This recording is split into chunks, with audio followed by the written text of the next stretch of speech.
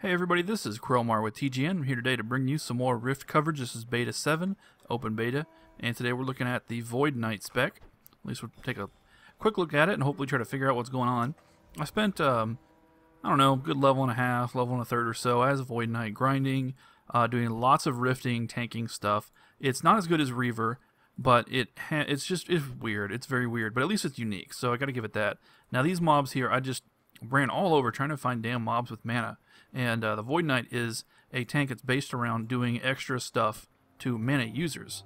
It's just that there's hardly any mana users to fight. I mean, sometimes you get them, you know, like there'll be a camp and there'll be a mix of like ranged and melee and mana users, but not that many. Out here in Scarlet Gorge, there's barely any at all. So I'm just going to have to go with these little half-health guys just to show the principles of how it works. So before I start attacking, I have to explain something because it's not going to make any sense if I don't. There's a system called Pacts, and actually I'll just go ahead and pull, and I'll show you in the middle of the pull. So I'm just going to run in and start hitting this guy. Alright, as I'm hitting him, I'm getting this thing called Pact, alright? This Stolen Magical Energies, and it stacks up. I've got 3, I've got 4. I'm absorbing them actually as they're hitting me with spells, which is kind of interesting. And now I got 5. And what they do is basically the packs give you a wide variety of bonuses, and you can unleash them by using abilities, including Discharge, which I just used. And it does a huge amount of damage. Now keep in mind these guys have half health, excuse me. So let me find. Okay, the Smoldering Beast is full health, and he's not a mana user. So let me show you how it goes with a non-mana user. So I'm gonna discharge. Now it's hard to keep track in your head because the discharging is in addition to your existing combo point system with the warrior. So yeah, there we go. And if you're wondering why I'm using a two-hander, it's because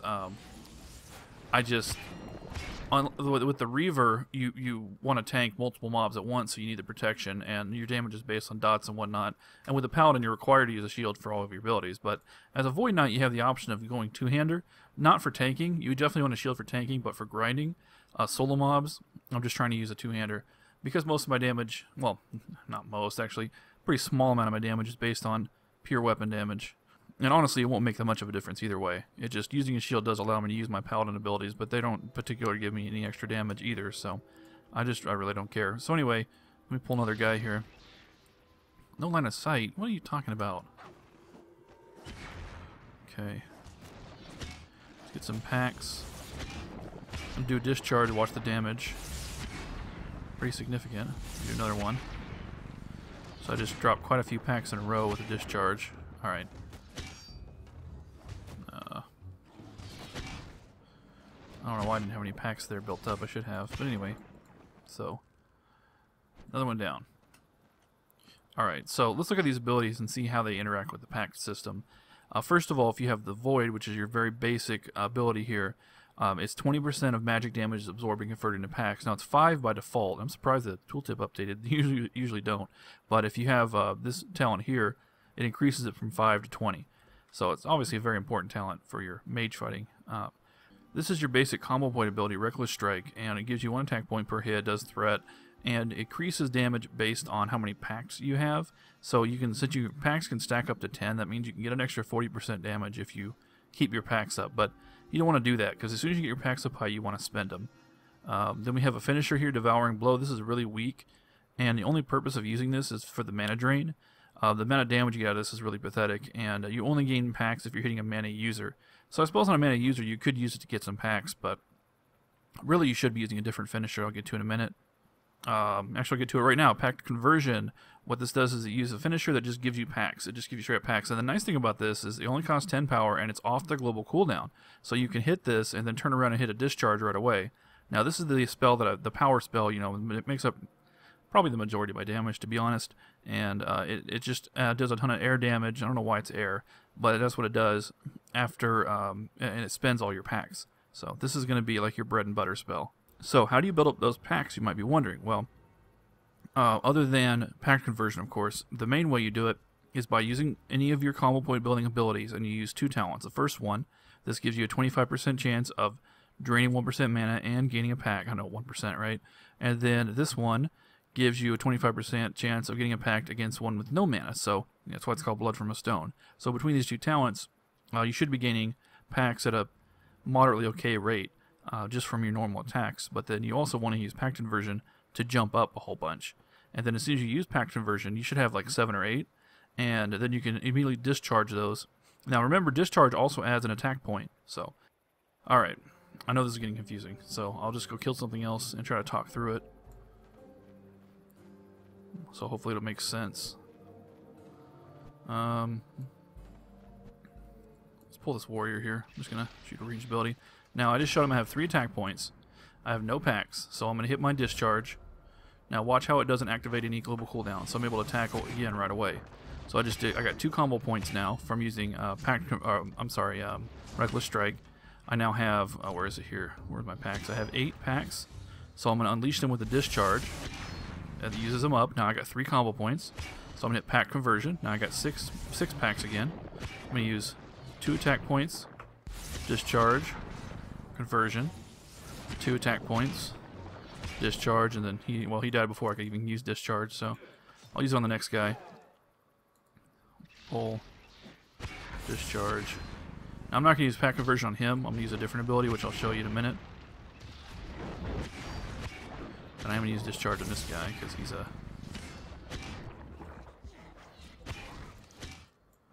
non-mana user. All right.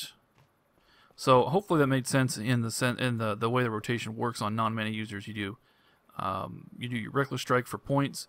When you have 2 points, you hit a discharge, assuming you have your packs. If you don't have packs, then you just get 1 more Reckless Strike. Then you hit a Pact Conversion. Either way, your main finisher is Pact Conversion. Use this pretty much only. It's pretty much the only thing you use against non-mana users, because if you don't, you don't get hardly any packs, and then you lose out on this discharge damage. And again, the damage on Devouring Blow is so pathetic that it's not worth it. That is against non-mana users. Against mana users, it's a little better. Now, there's one more finisher here, Catalyze. I used this on that imp a minute ago. Ignites enemy mana using it to cause fire damage. This is actually fairly powerful, I guess, but it also gives you packs. It's definitely better than Devouring Blow, but it is on a 15-second cooldown. So if you're, on one mana user hitting them over and over again, you might not be able to use it twice in a row. That's the only catch, I guess. But this is a decent ability. You've also got an attack point generator here in this AOE. It does an additional air damage per pact, and it's almost as powerful. Well, it's not nearly as powerful as discharge. What am I saying? But it's still pretty nice for hitting multiple enemies. Let's just do one more solo pull here. So I'm pulling them with my ranged. It's actually my taunt spark, and then I don't have any packs, so I'm going to hit Reckless Strike up to 3. Then I'm going to hit Pact Conversion. 2 more Reckless Strikes. Now I've got 2 points. I've got 7 packs, so I'm going to hit Discharge. That gives me 3 attack points. Pact Conversion, Reckless Strike, Discharge, Pact Conversion, and this guy will probably die before. Yeah, there we go. He died after 1 more Reckless Strike. Ooh, that was a nice hit, solid hit. Remember, the more packs you have, the more Reckless Strike does. So, how about we fight all 3 of these guys at once? So I'm going to pull here, hit him here. Then I'm going to just get in close, and I'm going to use my AoE. Then I'm going to convert some packs. Then I'm going to blast them with Discharge. Then attack, attack, convert, discharge, attack, attack, convert, discharge. I use my AoE, but I screwed up. I use it out of turn. Convert, attack, attack. Oh, he's going to die too soon. Oh well. I'll just use my Devouring Blow to finish that guy. It's just hard to plan these things out when they have so little health. They die before your rotation finishes. So now I've got 9 saved up. Let's just drink a tonic and dive in here. Now I've got 9 saved up, so what I'm going to do is unleash them against this guy.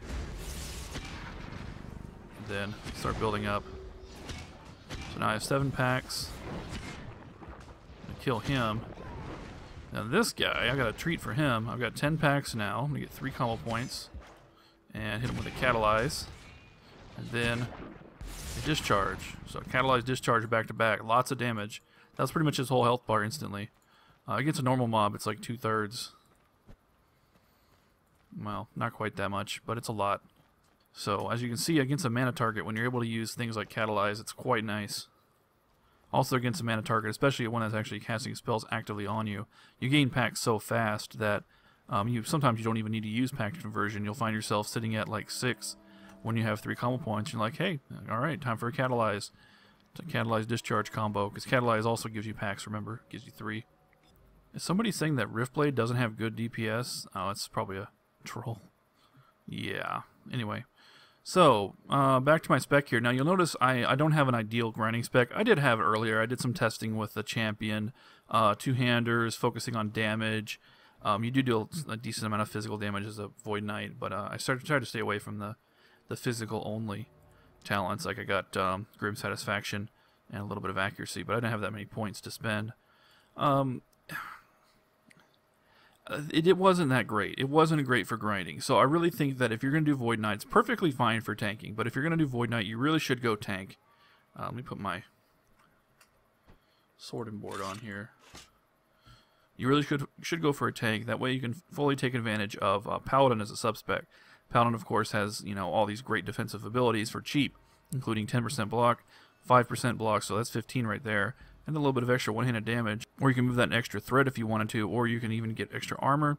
You could take points out of here, but not a lot of these talents are really that useful, to be honest. When you get up here, now there are a couple ones I do want to show though. Actually, Ravenous Strength increases strength as you gain pacts. So the other interesting thing is that when you spend those pacts, you keep the bonus, but it's only a 6-second duration, so you have to gain the pacts back, pretty quick.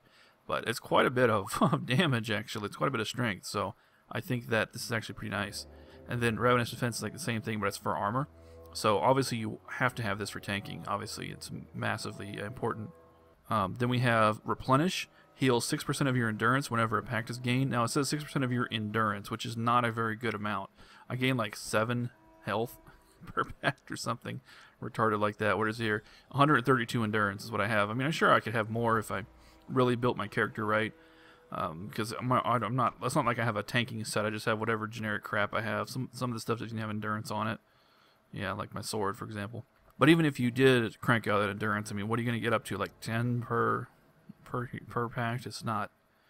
No, it sucks. So this is not a very useful source of healing. So I wouldn't mind dropping this and not sure what else. Maybe just dropping down to only 25 points, because I would like to keep Devourer, and then using those extra points to put them into defensive abilities here, or grinding abilities. I'm not sure. There's so many things to do. I have to be honest, I spent about a level and a half grinding as a Void Knight, doing solo quests, but mostly doing rifting. I did a whole major invasion and got a crap load of experience for that, tanking invasions and stuff like that, so I feel like I'm pretty good at doing the rotation. It's just that too bad that they were all, non-mana users. So I'm not sure where exactly I stand on this class at the moment. I wouldn't do it for leveling, but if you want a very unusual and original kind of tanking, then that's your best bet. But I still feel like Reaver is so much more fun and exciting that I can't see myself taking this over Reaver. Enough about that. That's all for today for the Void Knight. I don't consider myself hardly an expert on this at all. Just the time I spent rifting, and it's so complicated. It's not like with the Paladin, if you've played WoW and you've played a warrior, that pretty much is a Paladin. A prot warrior is a Paladin, pretty much. And if you've played a Death Knight, that's a Reaver. So those are pretty easy to figure out, but the Void Knight has been a little bit of an enigma for me, and I'm not 100% sure if I'm doing it right. I'm not 100% sure if I'm speccing it right, but from the experimentation I've done with various configurations, this is the best that I've been able to come up with, the most efficient. And I admit that sometimes when I'm fighting these mana mobs, I don't get my rotation right. I make mistakes because it is pretty complicated, having to switch up and use Catalyze, and when you have 6 packs, you use Catalyze, and then you discharge, and then you Pact Conversion, or do you just use another I don't know. Anyway, so that's all for today. Thanks for watching. This is Cromar with TGN.